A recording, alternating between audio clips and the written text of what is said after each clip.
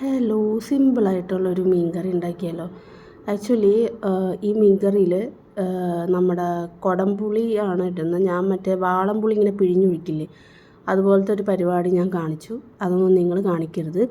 ഇതിനകത്ത് തേങ്ങ, ചുമന്നുള്ളി, കാശ്മീരി മുളക് പൊടി, ഇച്ചിരി മഞ്ഞൾപ്പൊടിയും കൂടി ഇട്ട് നന്നായിട്ട് അരച്ചെടുത്തിട്ട് ആ അരപ്പിൽ പച്ചമുളകും പുളിയും കൂടി ഇട്ട് നന്നായിട്ട് തിളച്ച് വരണം.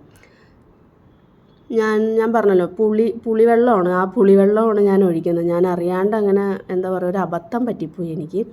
അപ്പോൾ നിങ്ങൾ ആ അബദ്ധങ്ങളൊന്നും കാണിക്കാണ്ട് പുളി അങ്ങനെ തന്നെ ഇട്ടാൽ മതി. നമ്മുടെ കുടംപുളി അങ്ങനെ തന്നെ ഇട്ടാൽ മതി. ചില സമയത്ത് എനിക്ക് അങ്ങനെ ഒരു എന്താ പറയുക, ചില സമയത്ത് ഞാൻ അങ്ങനെയാണ്, പരസ്പര വിരുദ്ധമായ കാര്യങ്ങളൊക്കെ ഞാൻ ചെയ്യും. അപ്പോൾ എന്തായാലും എൻ്റെ അബദ്ധമൊന്നും നിങ്ങൾ കാണിക്കാതിരിക്കുക. എന്നിട്ട് ആ അരപ്പ് നന്നായിട്ട് തിളയ്ക്കണം, നല്ല വെട്ടിത്തിളയ്ക്കണം.